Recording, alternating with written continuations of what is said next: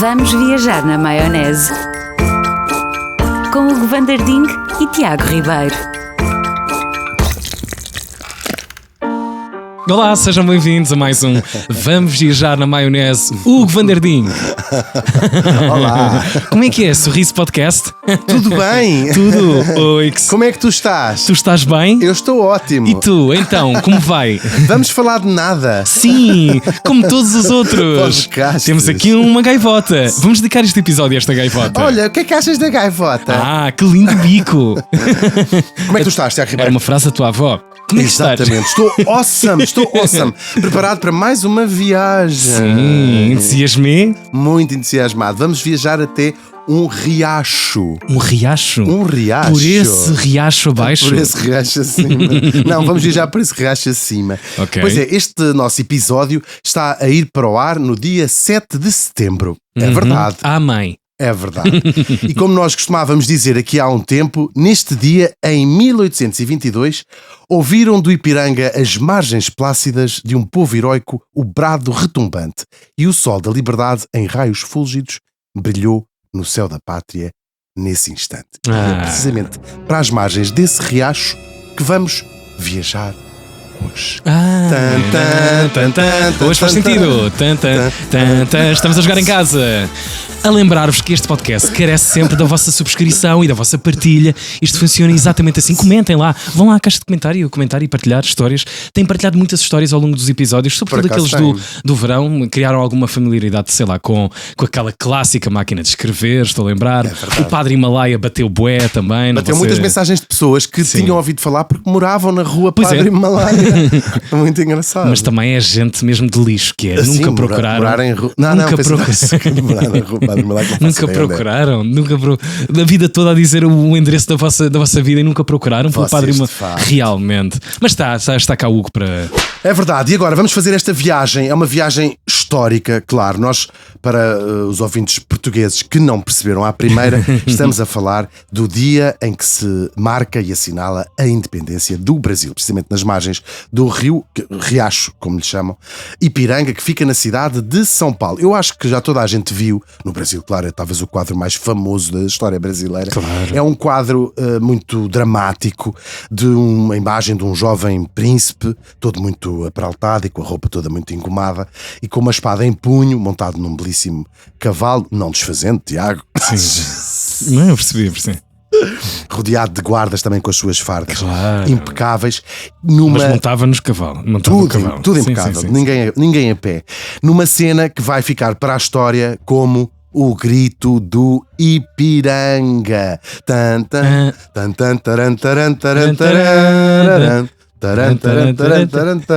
Pois é, grande Shazam. E para percebermos esse grito, vamos ter de recuar, pelo menos, vamos dizer, uns 15 anos, pelo menos, e vamos ter que falar um bocadinho da história de Portugal. Nós estávamos em 1807. Claro, para contar esta história toda tínhamos que recuar quase ao Dom Afonso Henriques, portanto vamos fazer um salto. Um saltinho histórico. Estamos em 1807. O que é que acontece? O que é que estamos a viver em Portugal? Nós associamos sempre a independência do Brasil, e bem, mas é todo este período histórico ao reinado do rei Dom João VI. Em boa verdade, isto não é tal e qual assim, porque ele, apesar de ter estado no trono até morrer, não é? Desde 1799 que ele era o regente da sua mãe, a Dona Maria I, que tinha enlouquecido e, portanto, o reinado que nós imaginamos, o Dom João VI, em boa verdade, ele era apenas regente até 1815, 16, aliás, quando a senhora morre. Portanto, nós estamos aqui a falar de um período em que só associamos ao Dom João VI, mas ele é príncipe, isto é uma curiosidade. E em 1807, o que é que acontece? Anda um francês, até se diz que não era muito alto, a tentar conquistar toda a Europa. No caso, chamava-se o Napoleão. O Napoleão é um francês que havia... Um francês não muito alto que havia. Não muito alto que havia. Sim. Claro, isto tinha havido a Revolução Francesa, os reis tinham ido para o Cartacho, a banhos. Sim, mas claro. Foram só a cabeça. Não foram à Casa das Peles. Foram, exatamente. Sim. Um visãozinho, uma coisa, claro. E depois dá uma data de voltas e o Napoleão acaba por chegar ao poder e começa a sua caminhada para conquistar toda a Europa. E Portugal vai entrar também neste filme. Vai. Vai entrar bem neste filme, porque logo a abrir em 1807 o Napoleão manda as suas tropas, no caso mandadas pelo general Junot, um nome que também nos lembramos da nossa história, invadir Portugal. E acontece mesmo, e Portugal é invadido. O Junot E gosta. Portugal gosta sempre de ser invadido. Por acaso às vezes não gosta muito. Pois não. Dá para o torto, dá. Momentaneamente. E claro, o Junot cá chega e chega a Lisboa. Já no final do ano, estamos a falar mesmo no finalzinho de novembro, e quando chega tem uma surpresa gigante. Eles vêm ocupar Portugal, tem uma surpresa muito grande, que é: como é que se ocupa um país nesta altura? Bem, tu pões o rei e tomas o lugar do próprio rei, não é? Só que o rei não estava, porque 2 ou 3 dias antes... Parece uma cena de um filme, estás a ver? É mesmo uma cena de um filme incrível. A família real inteira, e não só a família real, cerca de 15 mil pessoas, os tesouros que puderam levar com caixas no porto. Bom, esta gente toda tinha embarcado em vários navios e tinha-se mudado para o outro lado do oceano. Estamos a imaginar esta cena em 1807, finalzinho mesmo de 1807, o cais de Lisboa cheio de caixotes, onde há a biblioteca real, as pratas, os quadros. Mas era uma coisa de conhecimento, não é? As pessoas que estavam por Lisboa sabiam o que é que estava... Foi tudo muito rápido, em boa verdade. Isto foi, ou seja, no fundo a ideia não foi... É um plano de fuga. Foi um plano de fuga, ponto. Sim. Okay. É engraçado falar nisso porque isto é um plano inglês, em boa verdade. Os ingleses eram o nosso aliado contra o Napoleão. E eles próprios pressionaram o rei, que não é rei, já expliquei que é príncipe, mas vamos chamar-lhe rei para simplificar. Disseram: vocês, o melhor é ir-se embora. Tem cabeça assim, a prémio, claro. E eles foram para o Brasil, e o Brasil também era Portugal, era o Império Português, e vocês de lá estão a salvo, e portanto é impossível os franceses ocuparem um sítio quando vocês ainda estão a ser reis do outro lado do oceano. E foi tudo muito às pressas, de facto. Há relatos gigantes das pessoas de Lisboa ficarem a olhar para aquilo que é o Porto de Lisboa, de repente está cheio de caixotes com os tesouros reais dos palácios. Claro, e toneladas 15 mil pessoas, claro. A corte inteira a levar o que podia levar. Claro, ficou cá bastante gente, foram 15 mil pessoas, mas iam a correr e de facto metem-se em navios e começam a sua viagem. Os franceses, no caso o Junot, quando chega a Lisboa, já só vê aquele cenário. Conta-se que terá visto os navios ao longe, e é daí que vem a expressão portuguesa, ficar a ver navios. É daí que vem essa expressão. Aliás, a expressão completa até é ficar a ver navios do Alto de Santa Catarina, que é onde está o mirador do Adamastor, porque supostamente foi aí que ele ficou a ver navios a Riverdece, Roma. No ano a seguir, e foram com os criados, com os enfim, foi uma coisa gigante. Pois 15 mil pessoas, imagina, não é? Claro. A viagem demora mais ou menos 2 meses e eles chegam em 1808. Que nojo, 2 meses no alto mar. Foi tudo péssimo. Nossa. Tal e qual. Eles chegaram lá. Imagino. Eles chegam primeiro à Bahia, depois é que se mudam para o Rio de Janeiro, onde vão fazer a capital de Portugal, em boa verdade, com os palácios, com tudo mais. E o que é que acontece? Eles chegam. As pessoas viviam no Brasil à espera de ver a família real, nunca tinham visto semelhante coisa chegar ao Brasil, e eles chegam todos nojentos, com piolhos, com doentes, com o cabelo rapado, com os fatos de 2 meses de uma viagem muito, muito, muito, muito complexa. E eles levaram tudo para lá, as bibliotecas, e eles mudam-se para o Rio de Janeiro, claro, onde vai ser a sede do Império Português. Levam os tribunais, porque tinham aí também essas pessoas, não é? Os tribunais, os ministérios, até uma ópera que lá se forma, a grande biblioteca portuguesa, que hoje está no Rio de Janeiro. Linda de morrer. Exatamente, que o Brasil depois comprou a Portugal e que lá ficou. Está lá a primeira edição dos Lusíadas, está lá assim uma data de coisas importantes. E Lisboa ficou mais ou menos abandonada por cá, claro, ficou sem a corte, sem o rei, sem nada, não é? Os franceses rapidamente são expulsos pelos ingleses. Os franceses, é preciso dizer... No fundo, Lisboa fica um campo de batalha talvez para não, duas nações. Não Lisboa em particular, os franceses e os ingleses e a resistência portuguesa vão dar muita luta, porque os franceses vão por 3 vezes, para além desta primeira mais 2, por 3 vezes tentar conquistar Portugal, com guerra muito séria. Nós hoje falamos só as invasões francesas. Foi um momento muito difícil da vida de Portugal. O Porto, eles conseguem ocupar o Porto, mas vão sendo sempre. Passeando, por exemplo, por Amarante, vemos lá, cravado na catedral, lá balas e coisas que ficaram na história. Portanto, foi assim uma coisa muito sangrenta. A zona centro do país, por exemplo, muitas igrejas queimadas e coisas muito pilhadas na segunda invasão. Eles fizeram, porque são sempre os ingleses que estão a comandar os nossos exércitos contra os franceses. Sim. O famoso depois Duque de Wellington, esse grande general, que é o tipo que vai vencer depois o Napoleão em Waterloo. É ele que também comanda as tropas cá. Claro, os franceses levaram muitas coisas, sabemos isso. Pilharam palácios, pilharam igrejas e conseguiram levar muitas coisas, mas depois as invasões acabam. O Napoleão é derrotado, Portugal fica cá sozinho deste lado em do autogestão, quase, não é? Quase em autogestão, com os ingleses a tomar conta do sítio, não é? Sobre militares, os ingleses cá, e durante estes anos todos, eles vão em 1808 e agora estamos aqui a fazer uma viagem até 1822. Portanto, são uma data de anos a fio que lá passaram, e o que acontece é Portugal na Europa deixa de ter importância praticamente. Pois, claro. A corte toda era uma corte tropical. Lá que começaram a fazer o seu palácio real, era lá que viviam. Entretanto, o Dom João VI resolve fazer uma coisa muito brilhante de ideia, não é? Que é transformar o Brasil e Portugal em dois reinos diferentes. Portanto, até aquela altura, isto aconteceu em 1815, até aquela altura Portugal era o reino e o Brasil era uma colónia. E ele vai transformar e levar o Brasil à qualidade de reino, sim, e vai formar uma coisa que se chamou o Reino Unido de Portugal, Brasil e Algarves. Ou seja, duas coroas, e ele era o rei, não é?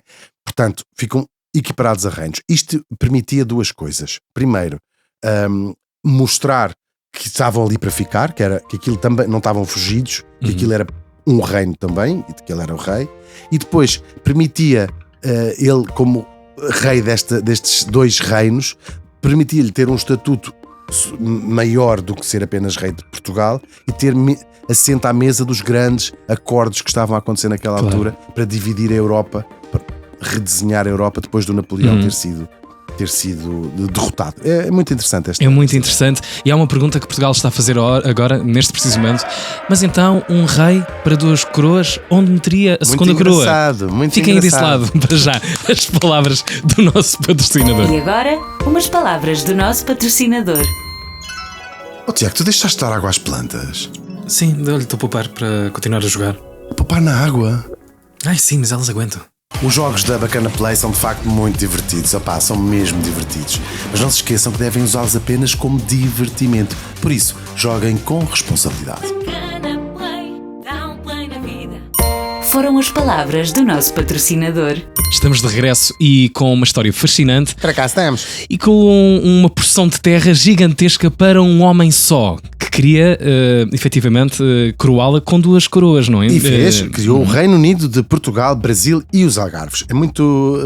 Então não é? Foi uma coisa que ele lá fez. Sim. E poderosa. E poderosa. Só que cá, em Portugal, as pessoas começaram-se a passar daquelas bocas.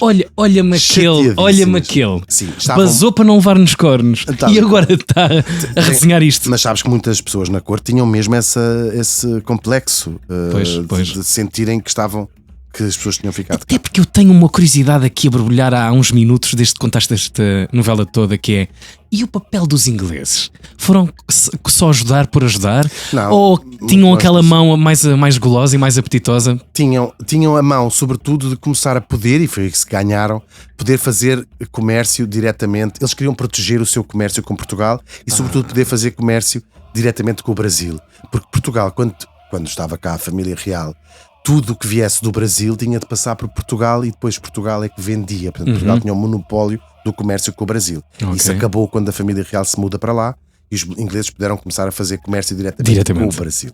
Além disso, os ingleses, basicamente Portugal vivia de Inglaterra. Este acordo, para além de ser um acordo histórico de defesa, não é, que os ingleses nos defenderam, já sabemos, é um acordo mais antigo do mundo. Mas claro, não seria gratuitamente. Não, claro. A economia portuguesa dependia quase a 100% dos ingleses. Claro, sabemos, e de uma maneira até bastante ruinosa para Portugal, mas nós vendíamos matéria-prima, comprávamos depois ela transformada, finalizado, tecidos e coisas assim, vendíamos o vinho do Porto, enfim. Dependíamos, a nossa economia estava completamente presa à economia inglesa. E portanto alinhámos-nos sempre nas lutas de Inglaterra, do lado inglês, que muitas vezes as guerras com Espanha e tudo também tinham a ver com essa aliança. Essa origem. E são os ingleses que levam a família real para lá, são os ingleses que têm esta ideia para proteger não queriam que isto caísse nas mãos dos franceses, seus inimigos naturais. Só que por cá estava tudo muito bem, por lá eles estavam todos muito contentes, iam fazendo as suas vidas, iam tendo as suas coisas, mas por cá os portugueses começaram-se a passar. Havia a presença inglesa e passaram-se em todos os setores. Passaram-se os militares, que tinham comandantes ingleses, não é? Que viam os oficiais que eram promovidos, eram sempre os ingleses.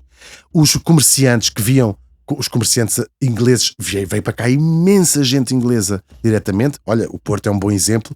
Tu dizes o vinho do Porto. É aí a instalação, não é? Das grandes famílias. Nesta altura, sim. Ok. Alguns um bocadinho antes, mas sim, nesta altura. Mas porque tu dizes é o vinho do Porto e todos os apelidos das casas do vinho do Porto, tirando para aí a Antónia Ferreira, são tudo apelidos ingleses, nós sabemos isso. Grande parte delas são. Portanto, isso não colhia grande simpatia popular, não é? Nas ruas começava a ficar uma... Sim, os homens de negócios lixados, os militares lixados, e também os intelectuais e até o povo, que esta ideia de ter sido abandonados. O rei estava a milhares de quilómetros de distância e isto era uma porcaria. E não foi só isto, porque vinha de França espalhado as ideias revolucionárias. Nós chegamos aqui a 1820 e Portugal e um grupo de intelectuais e de militares, toda esta gente, quis transformar Portugal numa monarquia liberal, numa coisa... Portugal era uma monarquia absoluta e, portanto, o que é uma monarquia liberal? O que é que eles defendiam?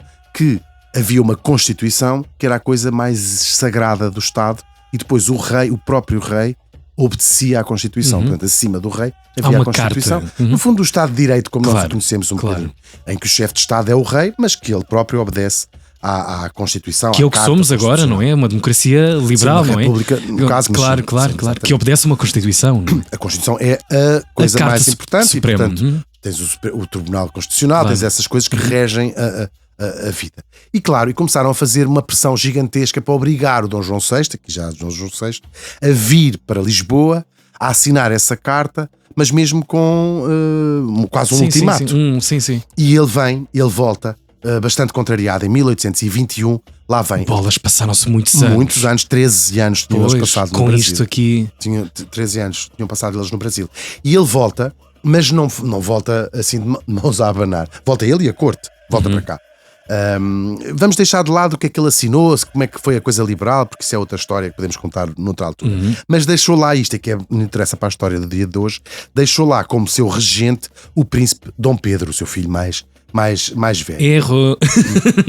Sim, foi erro. Só que os brasileiros que lá viviam, vamos chamar-lhes colonos, não é? Portanto, tem graça, ou seja, são portugueses que viviam no Brasil, é quem estamos a falar, que se consideravam brasileiros, já havia um bocadinho esta noção, e o próprio Dom Pedro começaram a perceber, assim que o rei voltou, nunca mais voltou ao Brasil, o Dom João VI, não é? E eles começaram a perceber que a ideia portuguesa era, vamos lá voltar a pôr isto tudo como era. Agora temos um rei constitucional, mas o Brasil volta a ser uma colónia e há um reino que é Portugal. Claro. E do lado de lá começaram a ver, não aceitamos voltar a ser rebaixados ao estatuto de colónia e, portanto, começou a haver um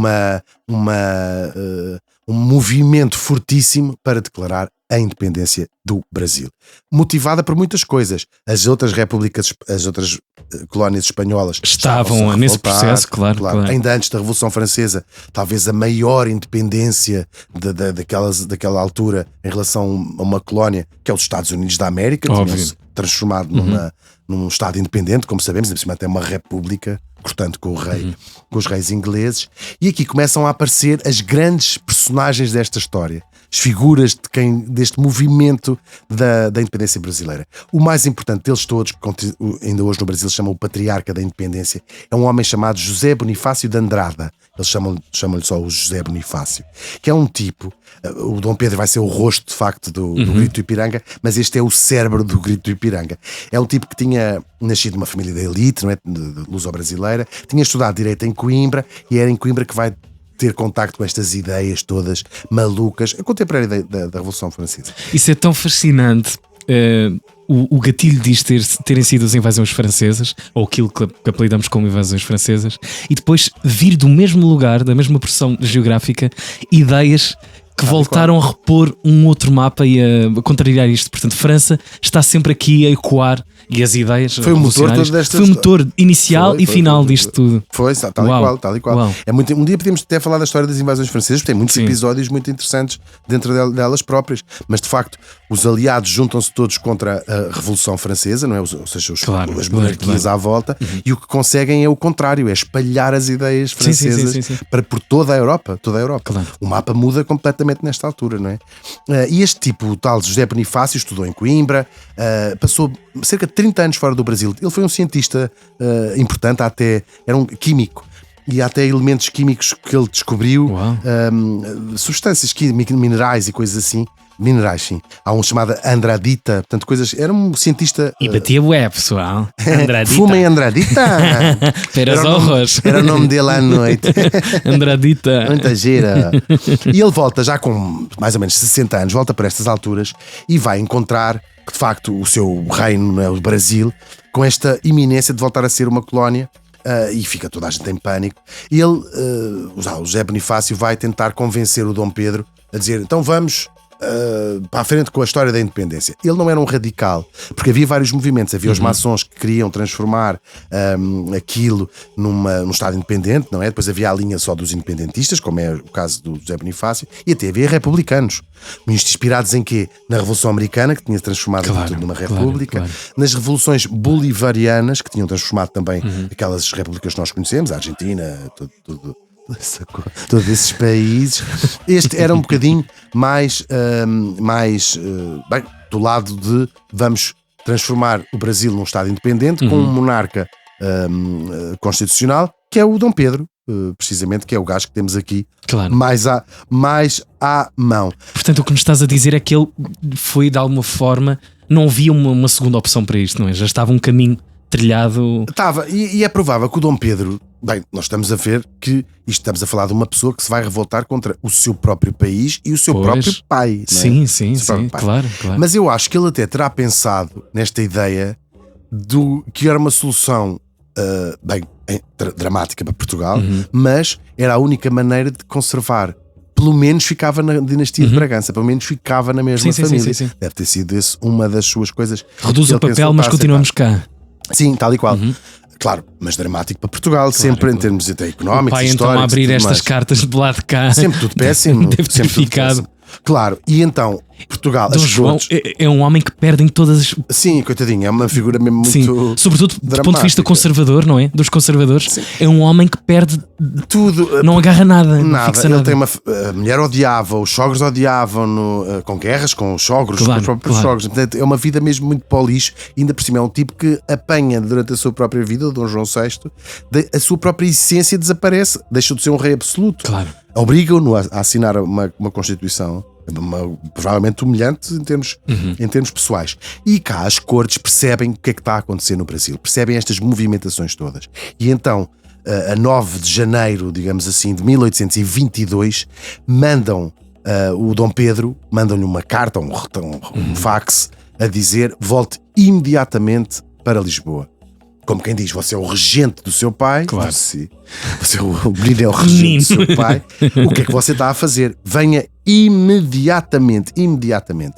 E há um grupo de pessoas que envolve maçons lá no Brasil, envolve maçons, envolve o José Bonifácio, envolve até uma mulher imprescindível nesta história, a Imperatriz, a Leopoldina, mulher do Dom Pedro, uma figura importantíssima, que lhe diz assim: não vás. Porque o Dom Pedro vacilou, o meu pai chama-me, as cortes chamam-me, claro. Vou. Era mais um para não voltar, garantidamente, não é?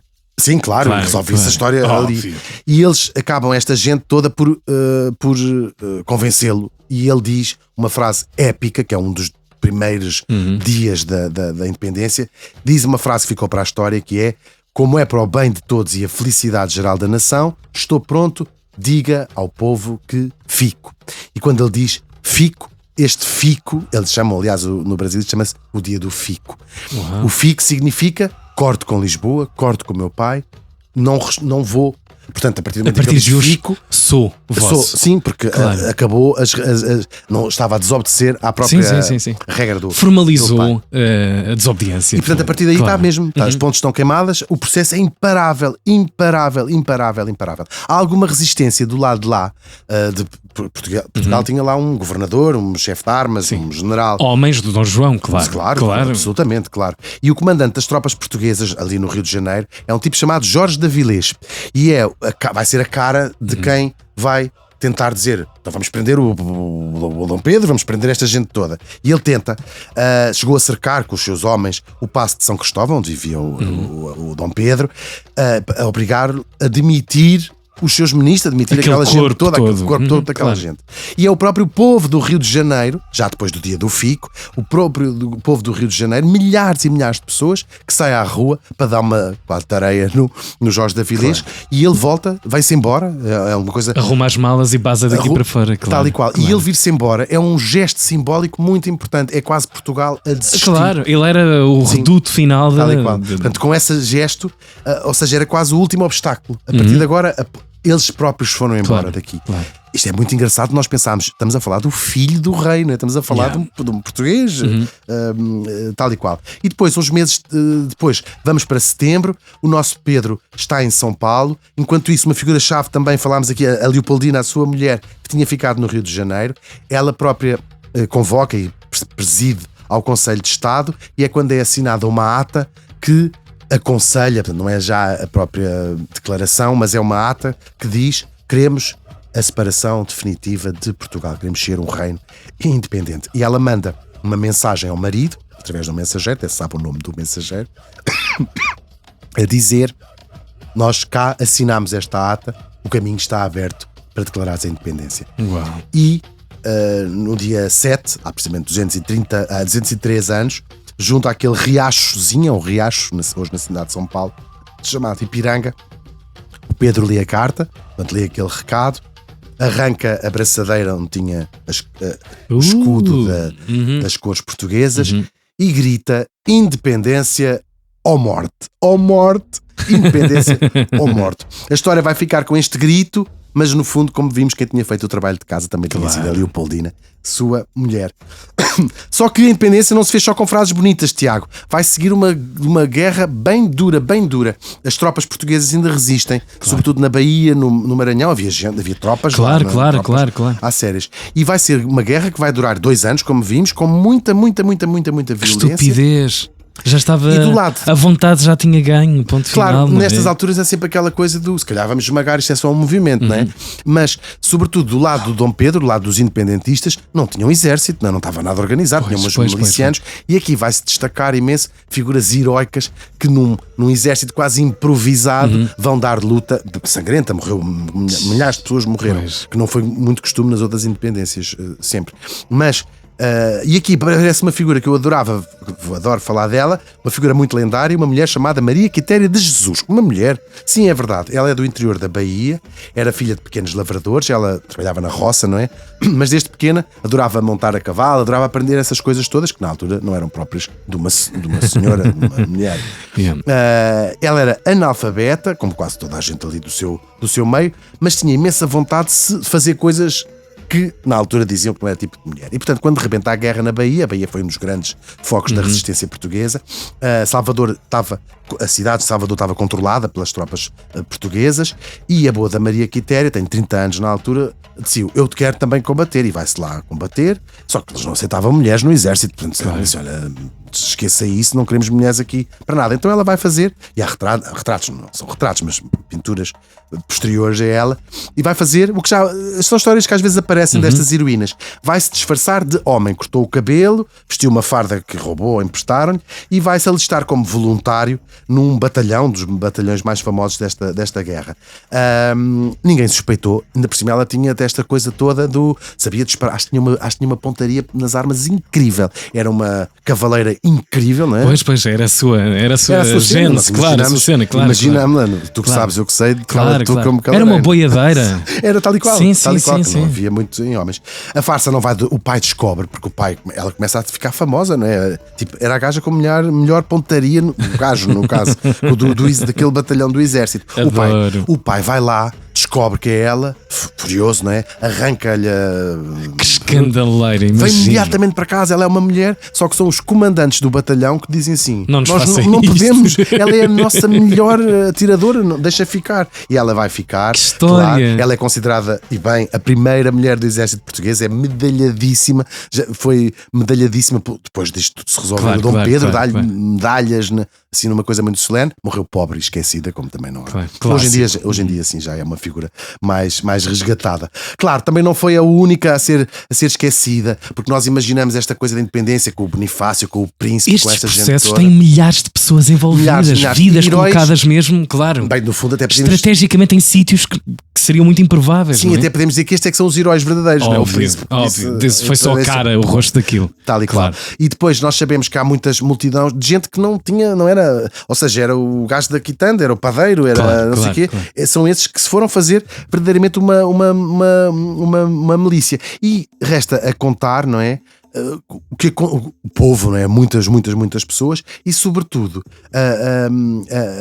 pensar quem é que lutou por estas pessoas. Havia no Brasil, nesta altura, mais de 1 milhão de pessoas escravizadas. E é muito pensar. Claro, estiveram como estiveram.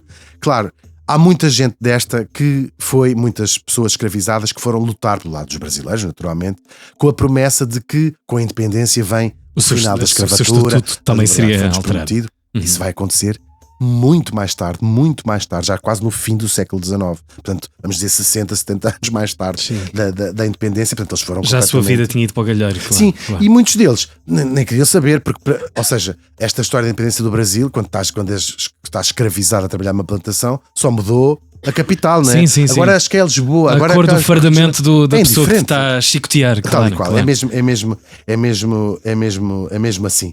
E portanto, pronto, cá chegamos a outubro de 1822. O Dom Pedro é aclamado de Imperador do Brasil, depois é coroado em dezembro. Só que, claro, já vimos, ao contrário da Revolução Francesa, esses ideais da liberdade, fraternidade não se aplicavam a toda a gente. Eles mantiveram a escravidão, mantiveram também os grandes latifúndios, não havia praticamente agricultores, não é? Esta elite da agricultura brasileira, que ainda hoje faz parte importantíssima. Sim. A elite ainda se mantém muito esta coisa. E claro, agora era um país independente com um imperador que tinha sido um príncipe português. Quanto ao lado de cá, Portugal aceitou muito mal esta história. Muito mal. Só vai reconhecer a independência 3 anos depois, em 1825. E a Inglaterra é que pressionou Portugal para aceitar, e o Brasil tem que pagar a Portugal uma indenização gigantesca. São 2 milhões de libras a Lisboa. Que lata. Mas os ingleses ganharam duplamente. Porque, repara, pois, ganharam com um e com o outro. Não, ainda pior. Os ingleses é que o Brasil não tem esse dinheiro, não é? Pois. Londres empresta o dinheiro ao Brasil e, com portanto, juros altíssimos. Claro. E portanto o Brasil teve que pagar. Teve pagar, portanto é a parte menos épica desta e bancária desta altura. Portanto, vamos voltar outra vez àquele quadro do jovem príncipe, não é? De espada na mão, montado num cavalo branco à beira de um riacho, o Ipiranga, a gritar epicamente independência ou morte. Parece a cena de um filme quase da Disney, né? Cavalo branco, mas na verdade é uma pintura de Pedro Américo do século XIX, de 1888, portanto 60 anos depois daquilo ter acontecido. E é uma encomenda, foi uma encomenda do Império, não é? E portanto ele não estava propriamente interessado em contar a história, estava a criar uma narrativa. É uma ideia de fixar uma narrativa. Muito isso. E romantizá-la também, claro. Claro, e fazer uma coisa muito heroica. Claro. Mas não podia estar mais longe da verdade. Há outros relatos deste dia. Parece o Dom Pedro, eles para já tinham todos acabados de chegar. Eles vinham todos sujos, mortos de cansaço, não estavam impecáveis como tu vês, com as fardas a brilhar como vês no quadro. O Dom Pedro parece que estava com disenteria. Portanto, ele quando está a gritar a independência ou morte, está só à procura de uma moita para ir a seguir. Depois de gritar, acho que não estava bom. Aquilo estava toda a gente suja. O próprio que cheiro no ar. Estás a ver o cheiro daí? Sim, tudo péssimo. Claro, imagina, todos sujos, né? Todos sujos. Cheio de mosquitos à volta. Tudo péssimo. E o próprio rio, aquilo é. Eles não chamam sequer rio, chamam Riacho do Ipiranga. É o Trancão lá da zona. É um não? bocadinho. O Sim, rio Trancão. Eles têm o Tietê no São Paulo também. Mas é uma coisa de lama. Sim. Procurarem na internet, aquilo é uma coisa em barro, lama, tudo mal, claro. E para além disso, claro. O Pedro, o pintor lá pensou, bem, mas estar a pintar um quadro sobre a declaração da independência, um príncipe, um futuro imperador a gritar independência ou morte, ele não podia pôr isto, aquilo, sem ser uma coisa mais ou menos composta. Além disso, o próprio grito não foi uma revelação súbita, como já vimos, foi uma conclusão de uma decisão política que já tinha sido tomada até nem necessariamente por ele, ou com grande hesitação dele, por outras pessoas no Rio de Janeiro. Foi a princesa Leopoldina quem estava na reunião, claro, nessa reunião onde estavam homens como o José Bonifácio e outros, e quando ele recebeu a carta lá em São Paulo, o jogo já estava mais ou menos feito. No fundo ele só tinha que gritar, e foi de facto a cara pública desta independência. Até porque, também já contámos aqui, o verdadeiro palco da independência não foi a margem do Ipiranga, foram os tais campos de batalha onde morreram pessoas, não é? Esses soldados gigantescos, também não estavam em cavalos brancos esses soldados, foram até mulheres como a Maria Quitéria, e claro que esse processo que só acaba 3 anos depois. Ou seja, a independência brasileira não nasceu num grito romântico, mas nesta conjugação de forças, não é? Uma elite que queria ser autónoma também, sem perder os seus privilégios, os britânicos também metidos à história, e também guerras duras e sangrentas. O Dom Pedro está longe de ser um herói absoluto, como já vimos, e é muito discutido até no Brasil, e talvez valha até a pena nos lembrarmos de uma nota irónica, que é, passado mais ou menos 10 anos depois do grito, o Dom Pedro estava a vir para Portugal, começar uma guerra para se tornar rei português. É uma ironia, não é? E portanto o quadro desse tal Pedro Américo mostra o grito no rio, mas não mostra nem o sangue, nem a pólvora, nem os mortos nas margens. Mas nós cá contamos hoje tudo. Quase tudo. Neste Vamos Viajar na Maionese, que teve, como todos os outros, banda sonora do Noise Earth, a voz off da Mia Tomé, a produção de vídeo da Matilde Calado, quem é a Susana? A produção da Força de Produção e o apoio sempre incondicional dos nossos amigos da Bacana Play. É verdade, e um grande abraço para os nossos ouvintes brasileiros. Mesmo. Parabéns pela vossa independência. Yeah! Foi o que fizeram com ela. Botem aí comentário. Se é para fazerem isto com ela. Estou a brincar. Estamos a brincar. Para a semana a mais. Beijinhos. Vamos viajar na maionese. Com Hugo Van der Ding e Tiago Ribeiro.